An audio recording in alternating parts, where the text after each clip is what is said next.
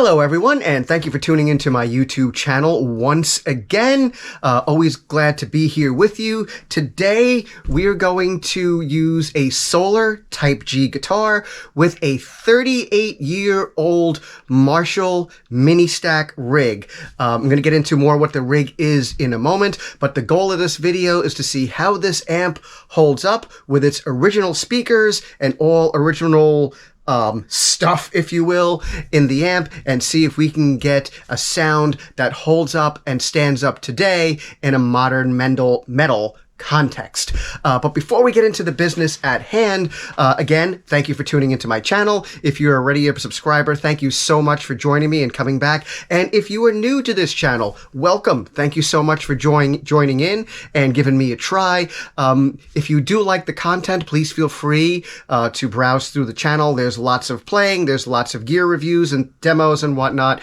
If you're liking what you're seeing and what you're hearing, please like and subscribe to my channel. I'm trying to hit a goal of 500 subscriptions by the end of the year. I think I can do it, but I cannot do it without your help. That's enough of the business stuff right now. Let's get into the topic of today.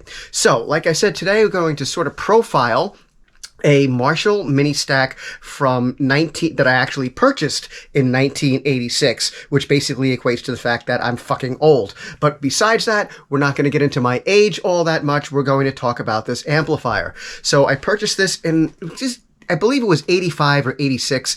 I'm pretty sure this was the first generation of the Marshall mini stack that came out. I saw it way back when, fell in love with it, purchased it, and I still have it to this day. So the amp itself, it's a 12-watt head, all right?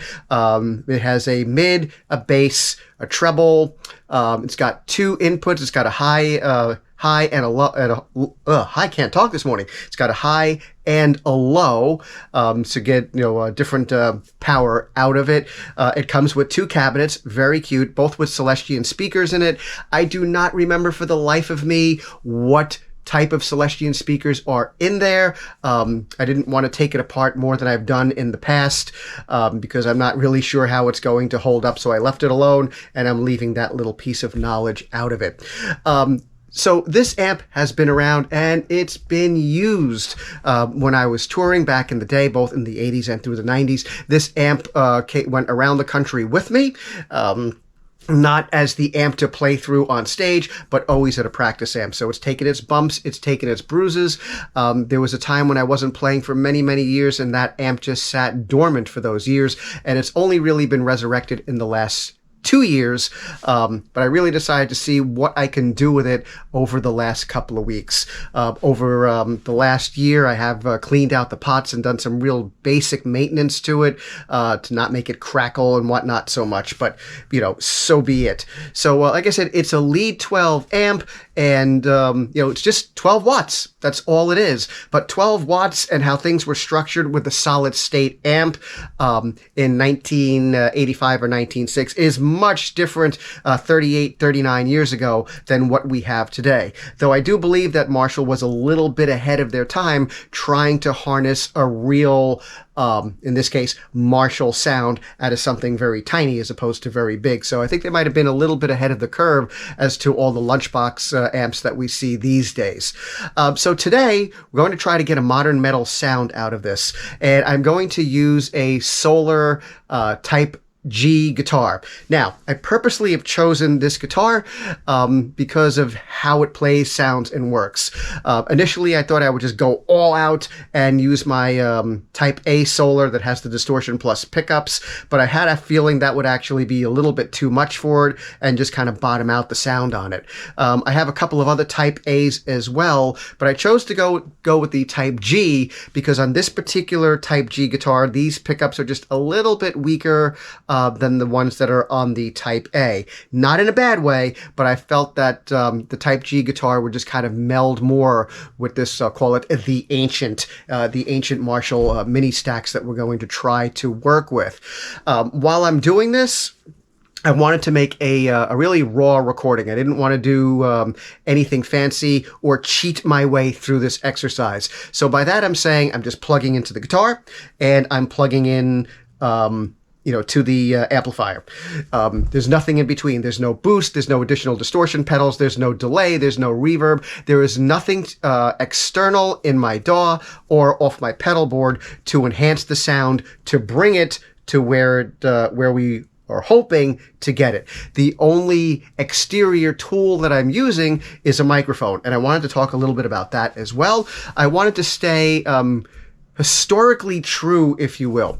I have two mics that I can use for guitar amping, which is the E609 and then the Shure SM57. The Shure FM57 was around back in the 80s. It's tried and true. It's been around forever. The E609 really, is a great mic, and I love that mic, but it hasn't been around forever, much like the 57. So I felt that was a little bit more historically correct. Also, the E609 picks up a lot of bottom end, which I like depending on what I'm doing.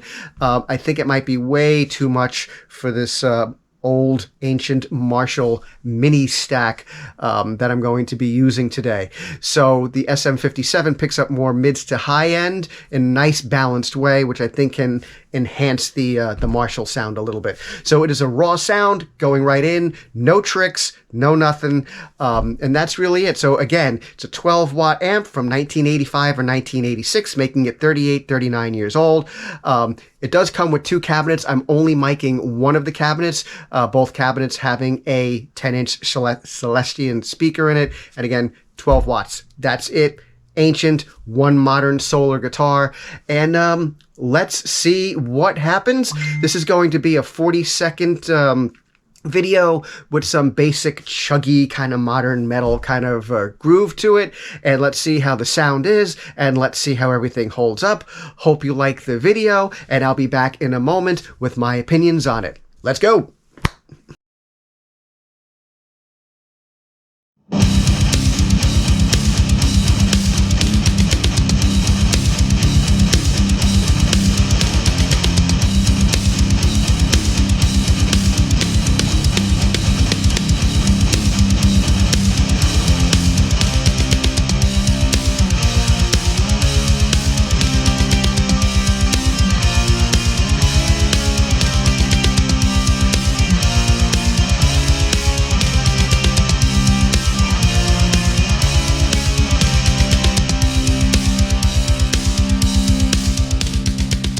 All right, everyone, I'm back. What did you think? I actually thought this came out pretty good. It's not perfect. It's not stellar. I wouldn't record with it. I might blend with it, maybe, but I wouldn't say that this is going to replace in any way, shape, or form my Joyo. It's not going to replace my 5150 Iconic. It is not going to replace my Iron Ball SC by Engel. By no means am I saying that, but I think somehow, maybe it's a miracle, I don't know, for a solid state amp that's 39 years old and been through the ringer with dried out everything probably, this thing has really held its own, and I'm quite happy with it. Does it sound just a little bit fizzy? Yes, I think so. Did I think some proper miking enhanced the amplifier? Yes, I believe that might be the case too. However, though, overall, I would give it a B, maybe a B+. The sound was good, at least for that 40 seconds, and I'm happy with it. I'm kind of proud to own this thing. It's a little bit of my history in music, if you will. Maybe it's considered vintage at this point, but I think it has some value, and I think it did a good job. I basically got my money's worth out of it. I think it was around $250 or $300 way back in the day, which was actually pretty expensive for this.